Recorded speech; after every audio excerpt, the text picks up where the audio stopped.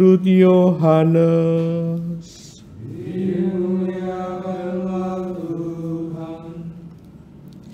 Dalam amanat perpisahannya, Yesus berkata kepada murid-muridnya, "Jikalau penghibur yang akan kuutus dari Bapa datang, yaitu Roh kebenaran yang keluar dari Bapa, ia akan bersaksi tentang Aku. Tetapi kamu juga harus bersaksi, karena kamu dari semula bersama-sama dengan Aku.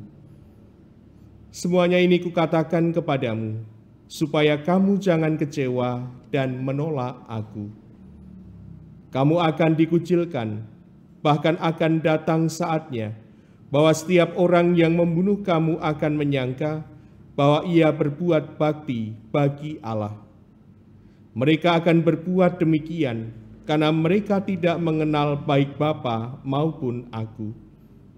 Tetapi semuanya ini kukatakan kepadamu, supaya apabila datang saatnya, kamu ingat bahwa Aku telah mengatakannya kepadamu."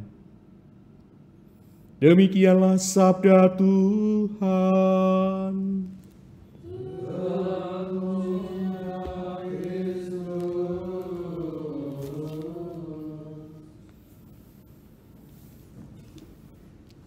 Saudari dan saudaraku yang terkasih, dalam hidup kita tentu punya yang namanya antusiasme, entah terhadap hal apapun. Dan dalam kehidupan kita sehari-hari, kita juga kerap bertemu dengan pribadi-pribadi, khususnya mereka yang akan menjadi Katolik, misalnya mereka sebagai katekumen. Kadang juga kita lihat bagaimana mereka yang ingin bergabung dalam gereja Katolik punya antusiasme yang besar.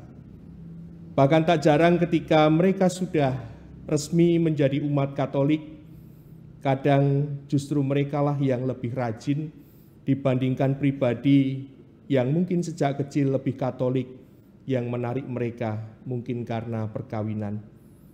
Tetapi perlu kita sadari juga bahwa mereka dengan sikap antusiasmenya itu, mereka pelan-pelan akan mendalami iman Katolik itu sendiri. Lebih dari itu, kadang mereka justru punya perhatian yang besar dari sisi sosial yang juga ditanamkan dalam gereja Katolik.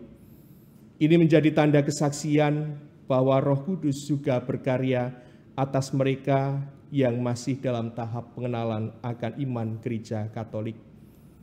Dalam bacaan pertama, Tuhan telah membuka hati Lydia. Di situ Allah mencurahkan Roh Kudus agar Lydia mau terbuka, memperhatikan apa yang menjadi pengajaran dari Rasul Paulus. Lydia menjadi orang yang percaya, bahkan juga menjadi orang yang taat dalam beribadah. Pasti juga di dalam dirinya punya antusiasme yang sangat besar. Sehingga sesudah dibaptis bersama dengan seisi rumahnya, ia memberi kesaksian, mau memberikan tumpangan kepada mereka yang telah mengenalkan akan iman akan Allah itu. Ia mau memberi tumpangan kepada Paulus dan kawan-kawannya. Di sini ada panggilan, di sini juga ada kesaksian serta pelayanan. Dan dalam Injil hari ini, Yesus juga menjanjikan kedatangan Roh Kudus itu sendiri sebagai roh kebenaran yang datang dari Bapa. Roh itulah yang akan menemani mereka yang percaya, yang akan bersaksi tentang kebaikan Allah dalam hidup mereka.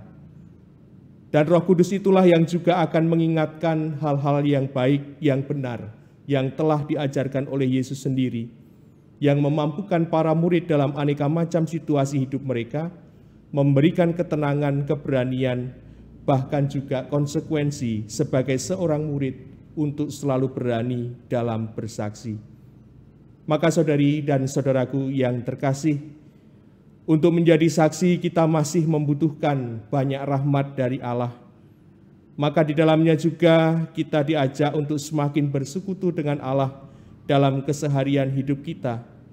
Kita mau belajar dan berusaha untuk meneladan ajaran Yesus itu sendiri, Dan semuanya itu akan menjadi nyata dan terwujud jika di dalam diri kita juga sebagai seorang murid punya antusiasme yang besar serta keterbukaan hati terhadap situasi dunia saat ini.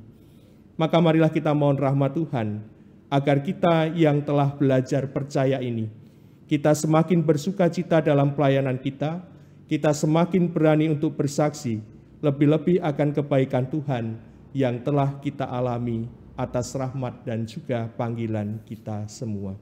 Kemuliaan kepada Bapa dan Putra dan Roh Kudus.